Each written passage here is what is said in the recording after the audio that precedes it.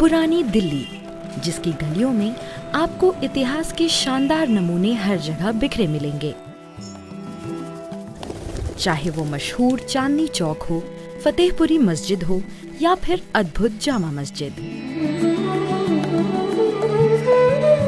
यहाँ तक कि ये जमीन भी आज से लगभग 350 साल पहले दिल्ली के 7वें शहर के रूप में बसाई गई थी।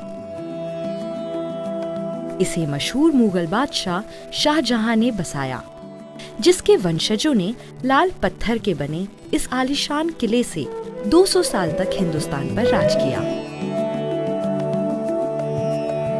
सन 1638 में शाहजहां ने अपनी राजधानी आगरा से दिल्ली बदलने का निर्णय लिया और उसकी खोज यहाँ यमुना नदी के पश्चिमी तट पर आकर खत्म हुई। लाल किले को नवनिर्माणित शहर शाहजहानाबाद के हृदय के रूप में बनाया गया। किले का निर्माण अप्रैल सन 1639 में शुरू हुआ और 9 साल के अंदर 18 अप्रैल सन 1648 को लगभग 1 करोड़ रुपए की लागत से पूरा हुआ। प्रमुख निर्माणकर्ता अहमद और हमीद ने इस किले की पूरी योजना 124 एकड़ में बनाई, जो पूर्व दिशा में यमुना नदी से घिरा हुआ और बाकी तीनों ओर 9 मीटर गहरे और 23 मीटर चौड़ी खाई से घिरा है।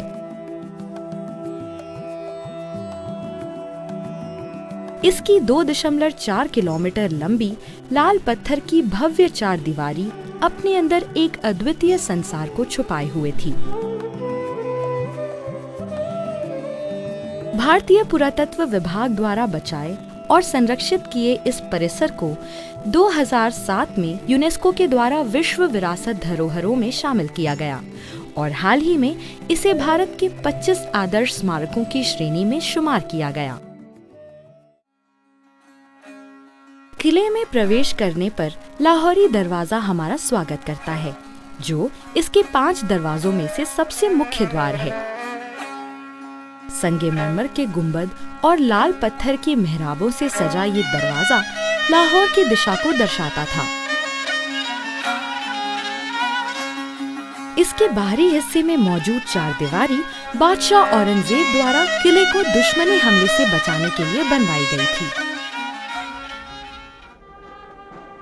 यही वो जगह है जहां से स्वतंत्र भारत के पहले प्रधानमंत्री ने पहली बार भारत का झंडा फहराया था और आज भी ये परंपरा निष्ठापूर्ण निभाई जाती है। इसी प्रकार से बना दिल्ली दरवाजा पुरानी दिल्ली की तरफ खुलता था, जो शाहजहां द्वारा जामा मस्जिद की ओर जाने के लिए इस्तेमाल किया जाता था। उत्तर की दिशा में बना ये तीसरा दरवाजा पुराने सलीमगढ़ किले की ओर खुलता था, जबकि खिजरी दरवाजे का प्रयोग बादशाह यमुना नदी तक जाने के लिए करते थे। प्रतिष्ठित लाहौरी दरवाजे के भीतर मौजूद है छत्ता चौक, जो मीना बाजार के नाम से भी जाना जाता है। फारसी बाजारों के तर्ज पे बनवाया गया ये बाजार मुगल साम्राज्य के ऐश्वर्य को दर्शाने के लिए बनवाया गया था।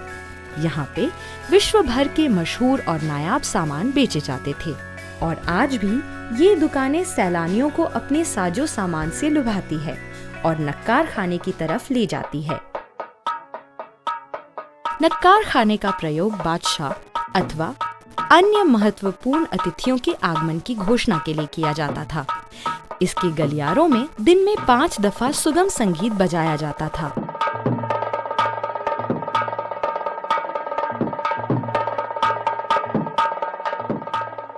लाल पत्थर से बनी इस 3 मंजिला इमारत की बाहरी दीवार पर फूल पत्तियों की दिलकश नक्काशी मौजूद है, जो देखते ही बनती है। आलीशान दीवाने आम वो जगह है जहां बैठकर बादशाह अपने साम्राज्य की परेशानियां और प्रार्थनाओं को सुना करते थे। लाल पत्थर से बना ये मंडप किसी जमाने में चूने के प्लास्टर और सोने के पानी से सजा हुआ था। बाहर की 9 मेहराबें दीवाने आम की भव्यता को और प्रभावशाली और शानदार बनाती है। इसके मध्य में मौजूद संगमरमर का आलीशान मंडप है, जिसके नीचे संगमरमर से बनी ये मेज प्रधानमंत्री के लिए सुनिश्चित थी। इस मंडप को नशेमने जिल्ले इलाही कहते हैं, यानी कि ईश्वर की छाया का स्थान। मंडप के पीछे की दीवार पे जौहरी ऑस्टिन डे बॉर्डो द्वारा बनाए गए बेहतरीन पच्चीकारी के नमूने देखे जा सकते हैं। आपको यहाँ आसानी से यूनानी देवता ऑर्फियस के साथ तरह तरह के पशु पक्षी अनमोल पत्थरों में जड़े मिलेंगे।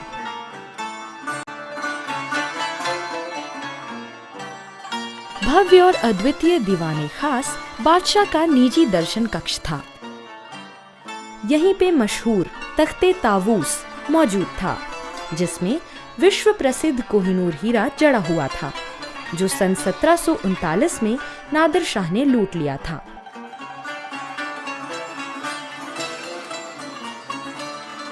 सफेद संगमरमर से बनी इन मेहराबों में हम सुंदर पच्चीकारी की कला देख सकते हैं।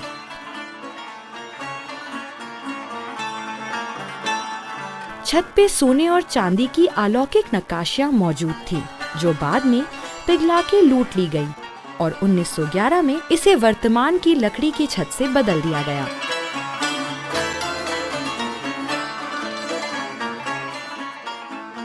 शाहजहां के लिए ये जगह धरती पर स्वर्ग की तरह थी। यहीं पे मशहूर फारसी कवि आमिर खुसरो की लिखी कुछ पंक्तियां जड़ी हैं। अगर फिरदौस बारूए ज़मीनस्त, हमीनस्त हमीनस्त हमीनस्त, यानी अगर धरती पे कहीं जन्नत है तो वो यही है, यही है, यही है। दीवाने खास के बगल में बादशाह का निजी महल था, जिसे खास महल के नाम से जाना जाता है। इसको विशेष तौर पे 3 हिस्सों में बांटा गया है। तस्बीह खाना, जो बादशाह का प्रार्थना कक्ष था, ख्वाबगाह सोने का कक्ष, और बैठक बादशाह के बैठने और विश्राम करने का कक्ष था, और किले के जनाना हिस्से से महल को जोड़ता था। इंसाफ के तराजू की महत्वपूर्ण कलाकृति से सजी ये जाली ख्वाबगाह को बाहर से विभाजित करती है और बेहतरीन नक्काशी से तराशी गई है। ख्वाबगाह से जुड़ी एक अष्टकोणीय मीनार मौजूद है, जिसे मुसम्मन बुर्ज कहते हैं। इस गुंबदनुमा बुर्ज में संगमरमर की जालियां और एक झरोखा मौजूद है, जिसे बादशाह अकबर शाह द्वितीय ने बनवाया था। बुर्ज का इस्तेमाल बादशाह के परंपरागत सार्वजनिक दर्शन के लिए किया जाता था। 1911 के दिल्ली दरबार के दौरान किंग जॉर्ज पंचम और क्वीन मैरी ने भी यहाँ से जनता को दर्शन दिए थे।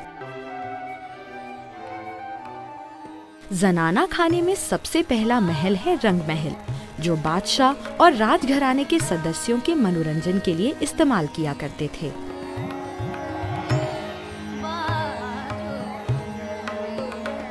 रंग महल को एक संगमरमर की नहर विभाजित करती है, जिसमें हाथी दांत से बना एक फव्वारा खिले हुए कमल को दर्शाता है। रंग महल में 2 कक्ष हैं, जिन्हें शीश महल के नाम से जाना जाता है, जिनकी दीवारों और छत पे आज भी हम जड़े हुए शीशों के अवशेष देख सकते हैं।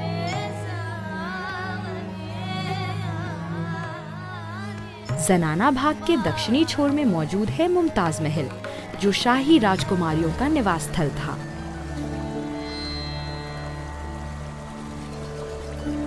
दीवाने खास के उत्तर में स्थित है शाही हमाम। यहाँ पर बादशाह और शाही घराने के सदस्यों के स्नान के लिए उम्दा और आलीशान व्यवस्था थी। फर्श पर बेहद खूबसूरत पच्चीकारी और जटिल नक्काशी से तराशे हुए फव्वारों और नहरों पर जब पानी बहता था तो जादुई प्रभाव पैदा करता होगा। शाही हमाम के पश्चिम में मौजूद है मोती मस्जिद। इसे बादशाह औरंगजेब ने अपनी निजी इस्तेमाल के लिए बनवाया था। चमकते हुए सफेद संगमरमर से बनी इस मस्जिद में फूलों की नक्काशियां की गई हैं। सूरज की रोशनी के साथ ये मस्जिद एक मोती की तरह चमकती है।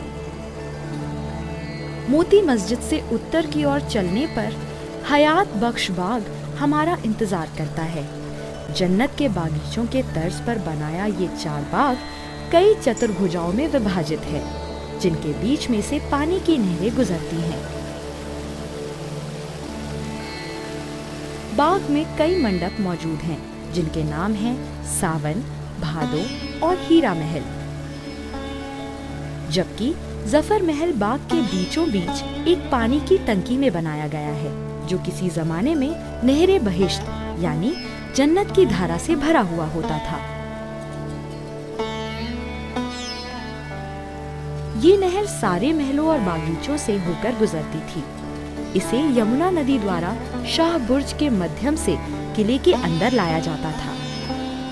फव्वारों और नहरों की मदद से महलों के भीतर और बागीचों के बीचों बीच बहती इस नहर की वजह से ये जगह जमीन पर जन्नत कहलाती थी। बागीचे के पश्चिमी ओर पर एक बावड़ी मौजूद है, जो वर्गाकार कटे हुए पत्थरों से बनी है। माना जाता है कि ये लाल किले से पहले वहाँ मौजूद थी और पुराने सलीमगढ़ किले का हिस्सा थी। लाल किला परिसर में स्मारक विरासत के अलावा कई संग्रहालय भी मौजूद हैं। विश्व युद्ध में इस्तेमाल हुए विभिन्न शस्त्रों को दिखाने के लिए 1919 में युद्ध स्मारक संग्रहालय को नौबत खाना में स्थापित किया गया। मुगल काल के दौरान इस्तेमाल होने वाले सामान को दर्शाने के लिए पुरातत्व संग्रहालय की स्थापना 1909 में मुमताज महल में हुई। 1995 में स्वाधीनता संग्राम संग्रहालय का उद्घाटन भारत की आजादी की जंग की झलक दिखाने के लिए किया गया और सलीमगढ़ किले में मौजूद स्वतंत्रता सेनानी स्मारक भारतीय सेना के जाबाज सिपाहियों को समर्पित है।